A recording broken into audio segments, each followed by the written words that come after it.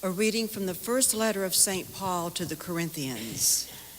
Brothers and sisters, the Spirit scrutinizes everything, even the depths of God. Among men, who knows what pertains to the man except his spirit that is within? Similarly, no one knows what pertains to God except the Spirit of God. We have not received the spirit of the world, but the Spirit who is from God, so that we may understand the things freely given us by God. And we speak about them not with words taught by human wisdom, but with words taught by the Spirit, describing spiritual realities in spiritual terms. Now the natural man does not accept what pertains to the Spirit of God, for to him it is foolishness, and he cannot understand it, because it is judged spiritually. The one who is spiritual, however, can judge everything, but is not subject to judgment by anyone. For who has known the mind of the Lord as to counsel him? But we have the mind of Christ. The word of the Lord. Thanks be to God. The Lord is just in all his ways. The Lord is just in all his ways. The Lord is gracious and merciful, slow to anger and of great kindness. The Lord is good to all and compassionate toward all his works. The Lord is just in all his ways. Let all your works give you thanks, O Lord, and let your faithful ones bless you. Let them discourse of the glory of your kingdom and speak of your might. The Lord is just in all his ways, making known to men your might and the glorious splendor of your kingdom. Your kingdom is a kingdom for all ages, and your dominion endures through all generations. The Lord is just in all his deeds. Ways. The Lord is faithful in all his words and holy in all his works. The Lord lifts up all who are falling and raises up all who are bowed down. The Lord is just in all his ways.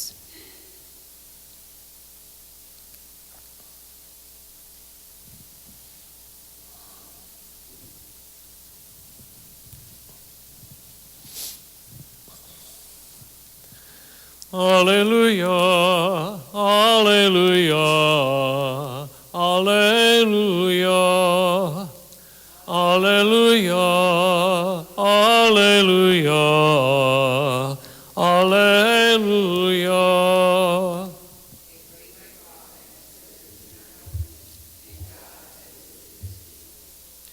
Alleluia, alleluia, alleluia. The Lord be with you. A reading from the Holy Gospel according to St. Luke. Jesus went down to Capernaum, a town of Galilee. He taught them on the Sabbath, and they were astonished at his teaching because he spoke with authority. In the synagogue, there was a man with the spirit of an unclean demon, and he cried out in a loud voice, "What have you to do with us, Jesus of Nazareth? Have you come here to destroy us? I know who you are, the Holy One of God." Jesus rebuked him and said, "Be quiet, come out of him."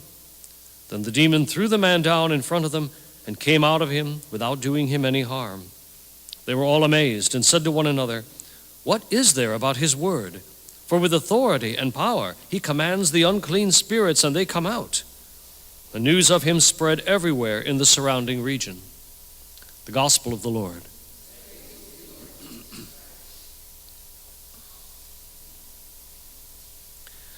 Today I intend not to have an original thought whatsoever, but to crib from people better than I. Starting this month, Pope Francis has begun preaching at the Domus of Santa Marta again at daily masses, and I've read his, or at least excerpts from his homily this morning. Well, he makes a lot of sense. What a surprise. So he talked about the fact that Jesus taught with authority. And he's trying to explore what that means to have authority. And he comes to the conclusion it means that you're teaching in the light of the Spirit.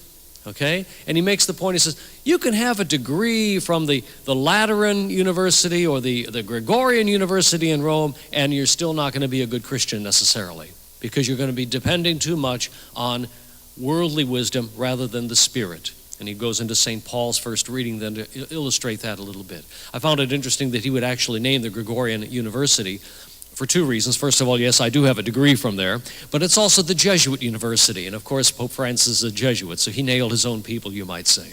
And he says, there can be an old lady in church who has the Spirit and has more depth of understanding of God's ways than somebody that might have 5 degrees in theology. And he's right. How do you get that Spirit?